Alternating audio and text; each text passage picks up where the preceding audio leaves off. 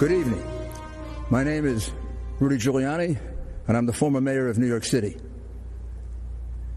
In 2013, my city elected a self-described progressive Democrat as mayor. New York City, once described as America's crime capital, had become, by the mid-1990s, America's safest large city. Now today, my city is in shock.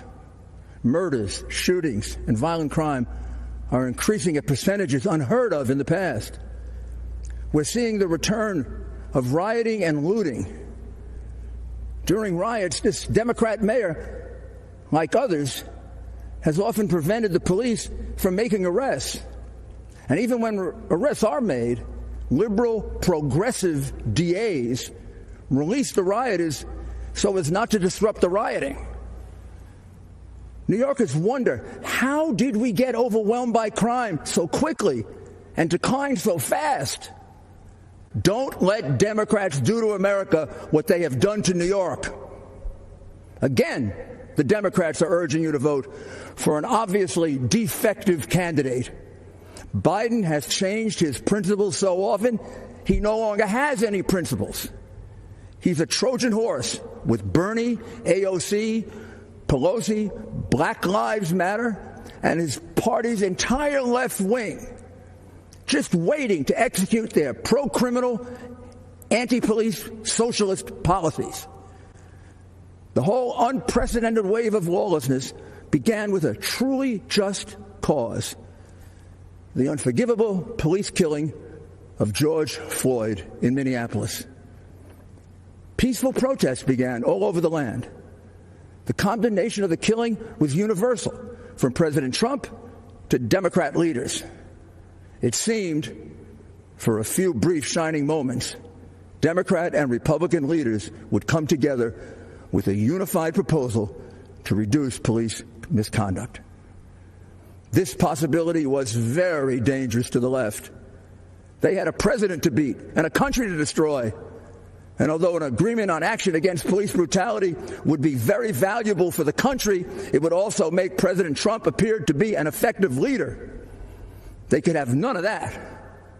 So Black Lives Matter and Antifa sprang into action, and in a flash, they hijacked the peaceful protests into vicious, brutal riots. Soon protests turned into riots in many other American cities, almost all Democrat.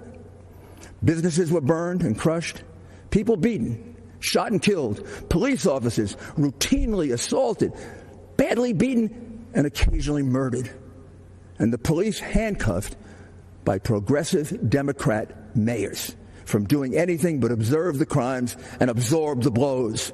But the worst of it was the slaughter of innocent young people with their whole lives ahead of them.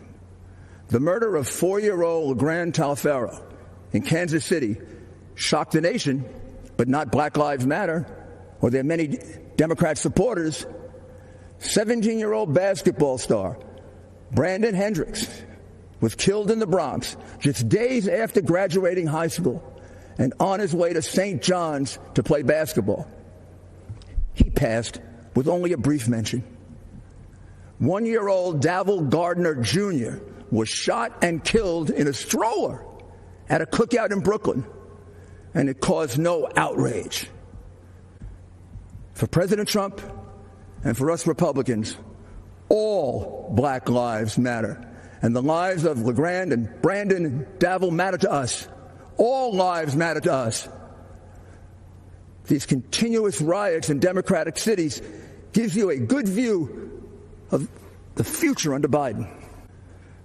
All 5 of the top cities for homicides, like the top cities for rioting and looting, are governed by progressive Democrats, using the progressive Democrat approach to crime, which is to do nothing substantive to reduce it, to release prisoners, as many and as soon as possible, and to go to war with the police, the only group with the capability to protect your citizens.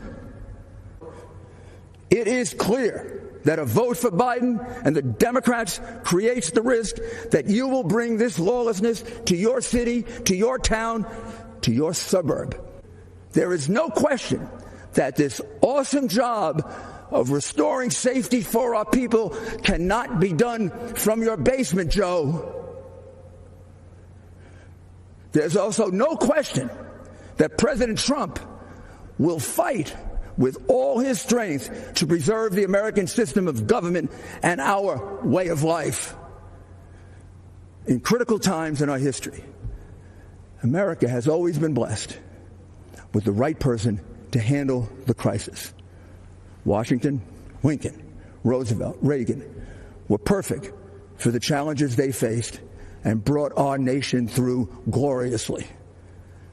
President Trump, with his boundless love of our country and all our people, his disciplined work ethic, his exceptional ability to inspire, and his deep understanding of our system of government and the strength of American values, is the man we can trust to preserve and even improve our way of life. Mr. President, make our nation safe again.